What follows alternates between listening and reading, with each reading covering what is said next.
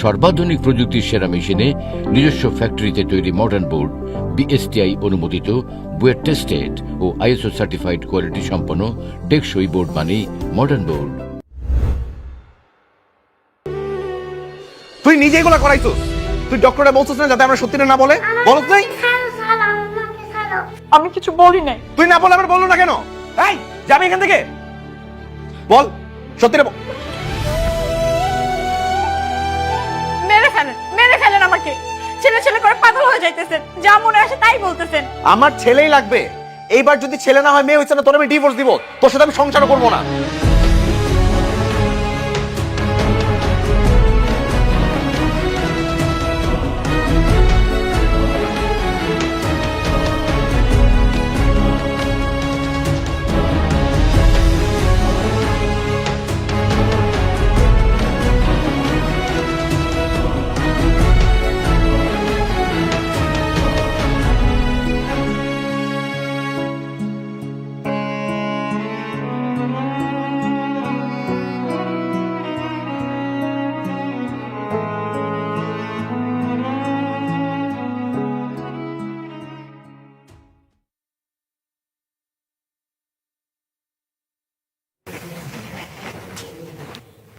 আব্বু, কি ব্যাপার? তুমি এরকম ছেলেদের জামা কাপড় পরছো কেন? আর এগুলো কোথায় পাইছো? পাশের বাসায় আরাদের বাসা আছে না, এখান থেকে। এগুলো পরে আসছো কেন তুমি? আমার না ছেলে পছন্দ, তাই আমি ছেলে সেজে আসিছি। যাও এখন এগুলো চেঞ্জ করে আসো। না, আমি এটাই পরে থাকবো। শ্রেয়া, বাবা কিন্তু মাইর দিব। বাবা, তুমি আমাকে একটু ভালোবাসো না, তাই না?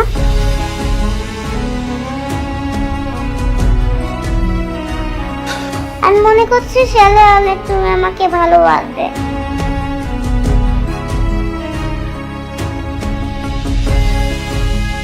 বাবা তোকে ভালোবাসি না? না। এখন থেকে বাবা তোকে অনেক ভালোবাসবো। খুশি? আর ছেলে বাচ্চা করবে না তো? করব না। আমার মাকে আর মারবে না? মারবো না মা, আর কখনো মারবো না। যাও এবার তুমি সুন্দর করে ড্রেস চেঞ্জ করে ফেলো, আমার লক্ষ্মী মেয়ে সেজে আসো, ঠিক আছে? যাও।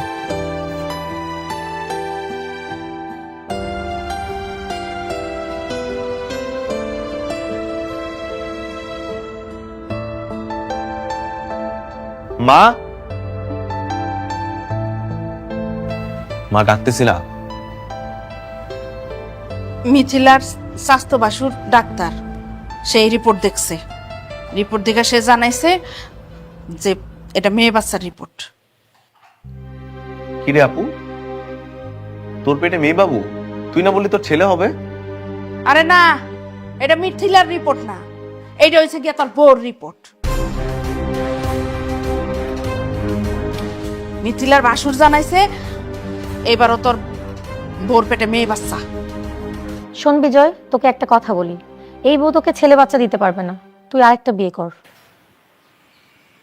লাভ নাই, সমস্যাটা আমার নিজের। মানে? একটা বাচ্চা জন্মের পর ছেলে হবে না মেয়ে হবে, তার সম্পূর্ণটা নির্ভর করে বাচ্চার বাবার উপরে। মায়েদের কোনো হাত থাকে না।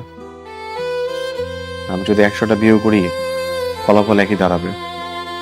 আমি আজকে সকালবেলা অনেক ঘাটাঘাটি করি তথ্যগুলো জানলাম।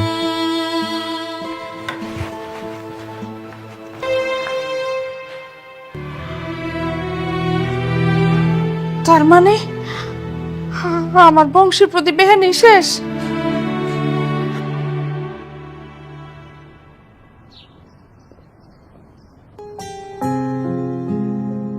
আম্মু, তুমি কান্না করছো কেন? এমনি। ফুপিকে আপেল দিছে, তোমাকে দেয় না এজন্য? না মা। ফুপিকে ডিম দিছে, তোমাকে দেয় না এজন্য? না রে মা। আমাকে টাকা দাও, আমি এক্ষুনি আপেল ডিম কিনে নিয়ে আসবো। লাগবে না বুড়ি, তুই এত কিছু কি করে বুঝিস? আমি সব বুঝি। আর কি বুঝিস? তোমার পেট থেকে একটা ছোট্ট একটা আপু বের হবে, তাকে আমি অনেক ভালোবাসবো।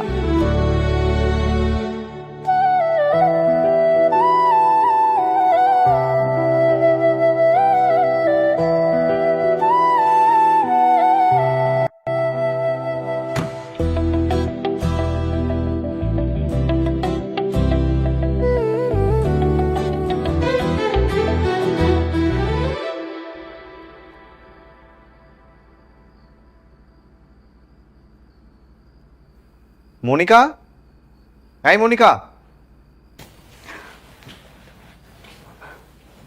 কি হয়েছে? কিছু বলবেন? হ্যাঁ বলবো। বলেন। মা তুমি বলো। শোনো, তোমার যেহেতু দুইটা মেয়ে আছে আর এবারের বাচ্চাটাও মেয়ে, এই বাচ্চাটা তুমি নষ্ট করে ফেলো। মানে আপনাদের বলছি না যে আমাকে এই ধরনের কথা বলবেন না। তাছাড়া ওর হার্টবিট হয়ে গেছে, অপারেশন করলে তো এটা মার্ডার করা হবে। হোক মার্ডার করা, কেউ তার দেখতেছে না। উপরওয়ালা তো ঠিকই দেখতেছে মা। এই শোনো, আমি তোমাকে একটা কথা ক্লিয়ার করে বুঝাই বলি। আমাদের অলরেডি দুইটা মেয়ে বাচ্চা আছে, আরেকটা মেয়ে দিয়ে কি করবা? বাড়িতে কি মেয়ে মানুষের চিড়িয়াখানা বানাবো? আপনি এসব কি বলতেছেন? আরেকটা মেয়ে হলে আপনার বাড়ি চিড়িয়াখানা হয়ে যাবে? আপনাদের তো কোনো কিছুর অভাব নাই, হোক না আরেকটা মেয়ে, সমস্যা কি? সমস্যা আছে।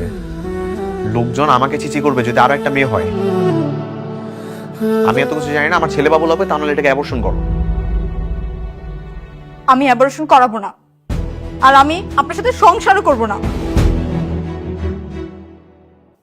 আপনাদের মতো জঘন্য মানুষদের সাথে থাকার চেয়ে একা থাকা অনেক ভালো। মানে কি? মানে আমি আপনাকে ডিভোর্স দিব। আপনাদের মধ্যে থাকলে আপনারা আমার 3 মেয়েকেই মেরে ফেলবেন। এর চেয়ে আমি দূরে চলে যাব, আপনারা শান্তিতে থাকেন।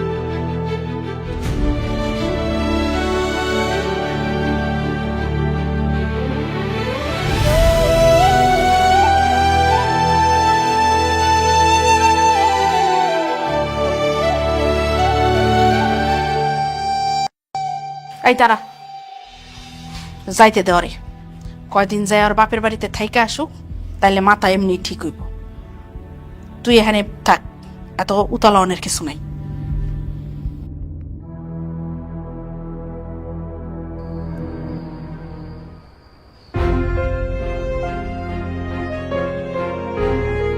কি এভাবে তাকিয়ে আছেন কেন? তোমাকে দেখতেছি। মাশাআল্লাহ, আল্লাহ কত সুন্দর করে তোমাকে বানাইছে জানো। একবার তাকাইলে আর চোখে সরানো যায় না। আপনাকে একটা কথা বলার ছিল। কি কথা বলো? আপনি বাবা হতে যাচ্ছেন। আমি বাবা? তুমি খুশি খবর আমাকে আগে বলো না কেন? আমার যে কি খুশি লাগতেছে, আমি বাবা হইতে যাচ্ছি। তুমি কেন আমাকে আগে বলো নাই? বাসে কাউকে বলছো?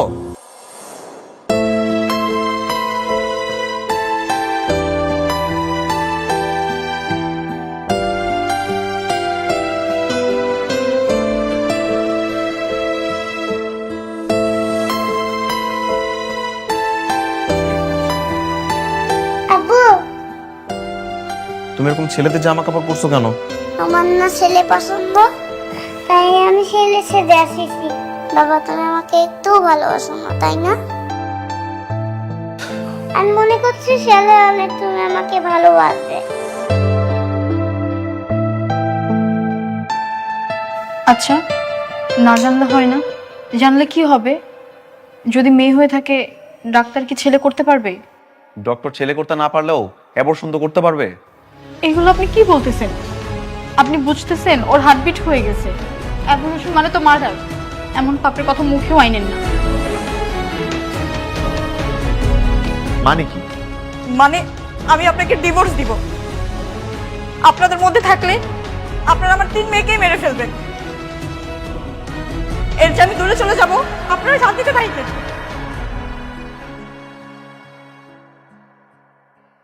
দোস্ত, তোর বউ কি তোরে সত্যি ডিভোর্স দিছিল? হ্যাঁ, আমার অবহেলা আর অযত্ন মনিকাকে কঠিন বানিয়ে দিয়েছিল। ও বাড়িতে গিয়ে আমাকে ডিভোর্স লেটার পাঠিয়েছে। তারপর তারপর তারপর আর কি হবে, যা হওয়ার তাই হলো। কয়েক মাস পর শুনতে পেলাম মনিকা বাচ্চা জন্ম নেওয়ার সময় মারা গিয়েছে।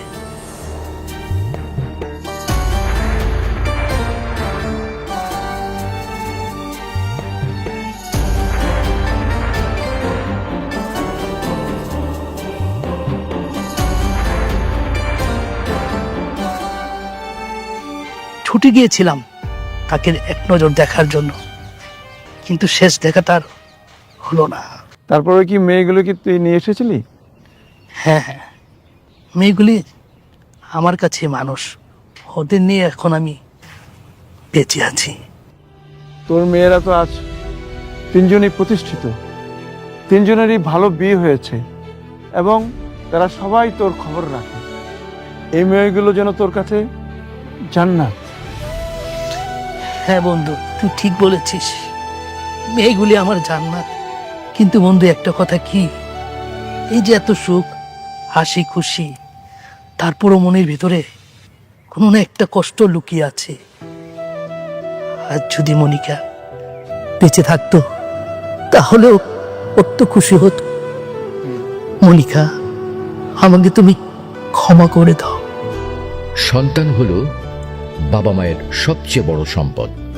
স্নেহ, ভালোবাসা, শিক্ষা আর মূল্যবোধ দিয়ে মানুষ করলে সব সন্তানই হয়ে ওঠে অমূল্য সম্পদ। সেখানে ছেলে না মেয়ে কোনো ভেদাভেদ নেই, কারণ প্রতিটি সন্তানই সমান, প্রতিটি সন্তানই ভবিষ্যতের আলো। ভালোবাসা আর মানবিকতার ছোঁয়ায় গড়ে উঠুক আগামী দিনের সুন্দর পৃথিবী।